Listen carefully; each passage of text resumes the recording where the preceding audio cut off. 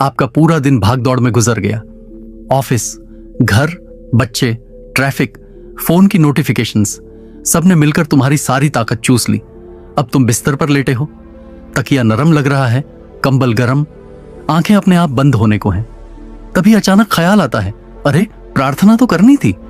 और हम आधे नींद में बुदबुदाते हैं, हे परमेश्वर, आज का दिन अच्छा रहा, धन्यवाद, कल फिर मिलते हैं, आमीन। बस करवट बदली और सो गए। सुबह उठे तो लगता है हाँ, कल रात प्रार्थना कर ली थी ना। लेकिन सच बताओ, क्या वो सच में प्रार्थना थी या सिर्फ एक थकी हुई आदत? क्या वो छोटे छोटे शब्द सच में परमेश्वर तक पहुंचे या रास्ते में ही नींद ने उन्हें निगल लिया? परमेश्वर हमारे दिल को देखता है, ये हम सब जानते हैं। भजन संहिता 139 में लिखा है कि वो हमारे बैठने, उठने, यहां तक कि सोचने से पहले हमारे विचारों को जान लेता है। तो फिर क्या फर्क पड़ता है कि हम घुटनों पर हैं या बिस्तर पर लेटे हैं? फर्क पड़ता है मेरे भाई बहनों, बहुत बड़ा फर्क। क्योंकि परमेश्वर को तुम्हारी स्थिति नहीं, तुम्हारी स्थिरता चाहिए। वो नहीं देखता कि तुम्हारा शरीर कहां है, वो देखता है कि तुम्हारा मन कहां है। अगर बिस्तर पर लेटे लेटे भी तुम्हारा हृदय परमेश्वर की उपस्थिति में डूबा हुआ है, तो वो प्रार्थना स्वर्ग को हिला देती है। और अगर घुटनों पर बैठकर भी तुम्हारा मन कल की टेंशन, फोन की आखिरी रील या किसी पुरानी लड़ाई में अटका है, तो वो प्रार्थना बस हवा में उड़ जाती है। सोचो, एक पिता अपने बच्चे का इंतजार कर रहा है। शाम हुई, बच्चा घर आया, पिता मुस्कुराते हुए दरवाजे पर खड़े हैं। पूछते हैं, बेटा आज स्कूल में क्या हुआ, कोई नई बात? लेकिन बच्चा बैग फेंकता है, मोबाइल निकालता है और कहता है, पापा बहुत थक गया हूं, कल बात करेंगे, और अपने कमरे में चला जाता है। अगले दिन फिर वही। क्या पिता का दिल नहीं टूटता? परमेश्वर भी हमारा पिता है। वो हर रात हमारा इंतजार करता है। वो नहीं कहता कि घुटनों पर आओ, वो बस इतना चाहता है कि थोड़ी देर उससे बात करो, अपना दिल खोलो, दिन की परेशानियां बताओ, उसकी गोद में सिर रखकर रो लो। लेकिन हम क्या करते हैं? परमेश्वर धन्यवाद, आशीष देना, आमीन, बस, और करवट बदलकर सो जाते हैं। बाइबल में दाऊद राजा भी बिस्तर पर ही परमेश्वर को याद करता था। भजन संहिता 63 में वो खुद कहता है, जब मैं अपने बिस्तर पर तुझे स्मरण करता हूं और रात के जागते समय तुझ पर ध्यान करता हूं। दाऊद भी बिस्तर पर था, लेकिन उसका मन जाग रहा था। उसकी आत्मा परमेश्वर में खोई हुई थी। वो सो नहीं रहा था, वो परमेश्वर की उपस्थिति में डूब रहा था। आज हम भी बिस्तर पर हैं, लेकिन हमारा मन कहां है? फोन की आखिरी स्क्रॉल में, कल सुबह की चिंता में, या बस नींद के आगोश में? यही फर्क है। दाऊद की प्रार्थना में आग थी, हमारी प्रार्थना में सिर्फ राख। दो तरह की बिस्तर प्रार्थनाएं होती हैं। पहली, थकी हुई, रस्मी, आदतन प्रार्थना, बस शब्द, कोई भाव नहीं, कोई गहराई नहीं। दूसरी, टूटे दिल की पुकार, आंसुओं से लिपटी हुई, जिसमें शब्द कम पड़ जाते हैं और आत्मा चीख उठती है। पहली प्रार्थना परमेश्वर तक नहीं पहुंचती, दूसरी प्रार्थना स्वर्ग के दरवाजे खोल देती है। तुम्हारी कौन सी है? एक सच्ची कहानी सुनो। एक बहन थी, हर रात प्रार्थना करती थी, लेकिन एक रात बहुत थक गई। काम, बच्चे, घर, सबने मिलकर उसकी सारी ताकत छीन ली। बिस्तर पर लेटी तो बोलने की हिम्मत नहीं बची, बस रोने लगी। आंसुओं में परमेश्वर से बोली, प्रभु आज कुछ बोल नहीं पाऊंगी, बस तू समझ ले। और रोते रोते सो गई। सुबह सपना देखा, परमेश्वर उसके सामने खड़े थे और मुस्कुराकर कह रहे थे, कल रात तेरे शब्द नहीं आए, तेरे आंसू आए, मैंने उन्हें अपनी बोतल में भर लिया है। भजन संहिता 56:8 कहता है कि परमेश्वर हमारे हर आंसू को गिनता है और अपनी बोतल में रखता है। उसे शब्दों की नहीं, सच्चाई की जरूरत है। अब सबसे बड़ा सवाल, परमेश्वर हमारी प्रार्थना क्यों नहीं सुनता? कई बार इसलिए नहीं सुनता क्योंकि हम सच में बोलते ही नहीं, हम सिर्फ शब्द उछालते हैं। यीशु ने साफ कहा था, जब तुम प्रार्थना करो तो बहुत बोलने से यह ना समझो कि तुम सुन लिए जाओगे। हम हर रात वही दोहराते हैं, धन्यवाद, आशीष, रक्षा, बस दिल कहीं और। दूसरा कारण, हमारे अंदर का छिपा पाप। भजन संहिता 66:18 कहती है, यदि मैं अपने मन में अधर्म रखूं तो परमेश्वर मेरी न सुनेगा। कोई रिश्ता टूटा हुआ है, किसी को माफ नहीं किया, कोई गुप्त पाप, ये सब दीवार बन जाते हैं। जब तक वो दीवार नहीं गिरेगी, प्रार्थना ऊपर नहीं जाएगी। तीसरा कारण, हम परमेश्वर से रिश्ता नहीं, सिर्फ फायदा चाहते हैं। जब नौकरी चाहिए तब याद आता है, जब बीमारी आती है तब याद आता है, जैसे ही सब ठीक हो गया भूल गए। परमेश्वर कहता है मुझे तू खुद चाहिए, तेरी जरूरतें नहीं। अब मैं तुम्हें वो व्यावहारिक तरीका बताता हूं जो मैं खुद पिछले कई सालों से कर रहा हूं। यह तरीका इतना आसान है कि कोई भी कर सकता है और इतना गहरा है कि पहली रात से ही तुम्हें फर्क महसूस होगा। इसे बिस्तर पर आग वाली प्रार्थना कहते हैं, क्योंकि ये नींद को भगा देती है और आत्मा में सचमुच आग लगा देती है। सबसे पहले सोने से कम आधा घंटा पहले अपना फोन पूरी तरह बंद कर दो या साइलेंट पर रखकर दूसरी तरफ मुंह करके रख दो। कोई नोटिफिकेशन नहीं, कोई आखिरी रील नहीं, कोई बस 1 मिनट और नहीं, क्योंकि शैतान जानता है कि अगर तुम फोन छोड़ दोगे तो परमेश्वर तुम्हें पकड़ लेगा। इसलिए वो आखिरी 5 मिनट में भी तुम्हें उलझाने की कोशिश करता है। जीत उसकी नहीं, तुम्हारी होनी चाहिए।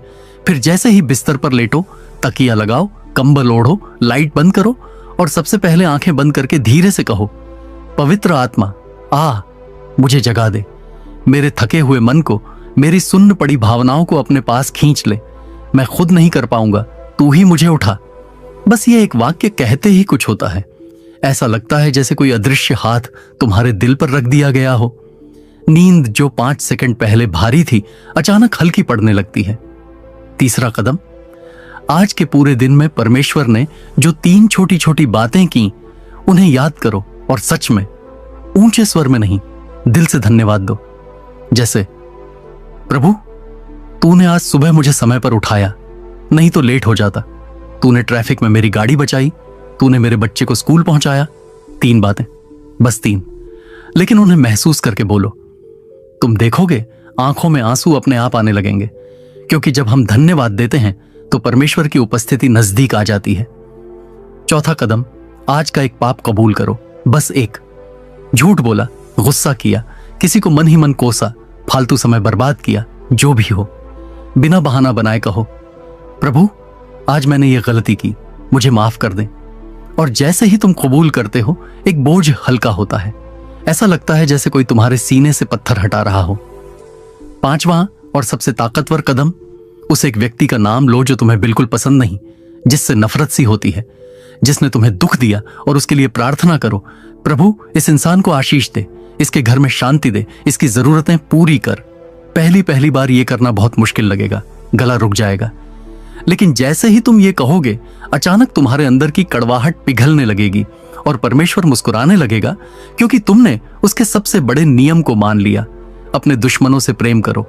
बस ये 5 छोटे छोटे कदम, 5-7 मिनट, लेकिन इन 5 मिनटों में कमाल हो जाता है।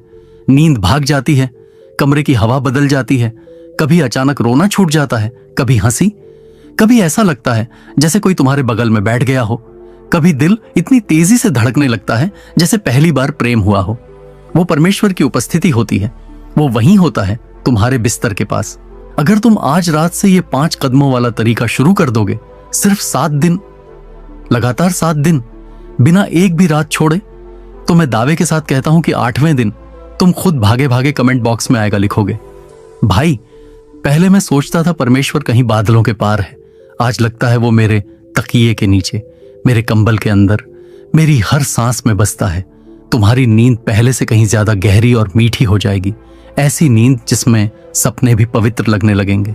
सुबह जब आंख खुलेगी तो चेहरे पर अपने आप एक हल्की सी मुस्कान होगी, जैसे किसी ने रात भर तुम्हारे माथे पर हाथ फेरा हो।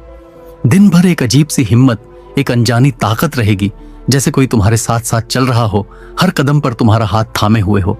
और सबसे बड़ी बात, तुम्हारी प्रार्थना के जवाब आने लगेंगे, ऐसे जवाब जिनके बारे में तुमने सोचना तक छोड़ दिया था।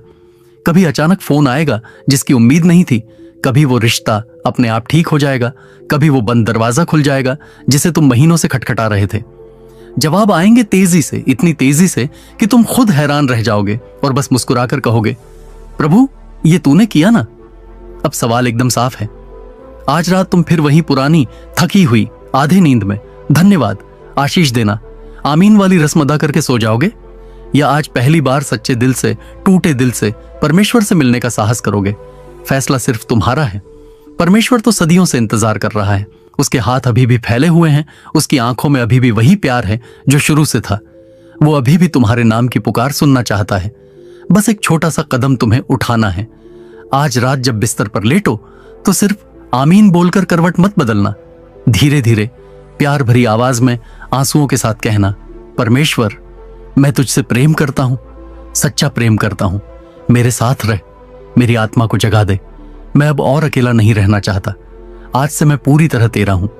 फिर चुप हो जाना, कुछ मत बोलना, बस महसूस करना और फिर देखना कमाल। वही पुराना बिस्तर स्वर्ग का दरवाजा बन जाएगा, वही तकिया परमेश्वर की गोद बन जाएगा, वही अंधेरा कमरा स्वर्ग की रोशनी से भर जाएगा और तुम्हारी आत्मा में वो आग लग जाएगी जो कभी नहीं बुझेगी। परमेश्वर तुम्हें आज रात छुए, तुम्हें गले लगाए और तुम्हारी पूरी जिंदगी को हमेशा हमेशा के लिए बदल दे। आज रात उससे मिलना मत भूलना। मेरे प्यारे भाई, मेरी प्यारी बहन, बहुत देर हो चुकी है लेकिन अभी भी वक्त है, आज आजा। अगर ये संदेश तुम्हारे दिल को छू गया, अगर आंखें नम हो गईं, अगर कुछ अंदर हिल गया, तो अभी 3 छोटे छोटे काम कर दो। हमारे इस चैनल को सब्सक्राइब कर दो ताकि आपके पास ऐसे ही जीवन बदलने वाले संदेश पहुंचते रहें। इस वीडियो को लाइक कर दो क्योंकि तुम्हारा एक लाइक किसी और थके हुए दिल तक ये जिंदगी बदलने वाला संदेश पहुंचा सकता है। और सबसे जरूरी, अभी इस वीडियो को शेयर कर दो उस एक इंसान को जो आजकल प्रार्थना में ठंडा पड़ गया है, क्योंकि हो सकता है आज रात उसकी भी जिंदगी बदल जाए। परमेश्वर तुम्हें बहुत बहुत आशीष दे। शुभ रात्रि नहीं, एक आग से भरी जीवंत पवित्र रात्रि हो तुम्हारी। आमीन और आमीन। और हम फिर मिलेंगे अगली वीडियो में। आप सभी को जय यीशु मसीह की।